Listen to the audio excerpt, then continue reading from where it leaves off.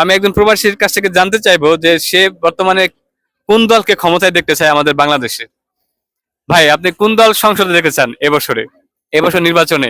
বিসমিল্লাহির রহমানির রহিম।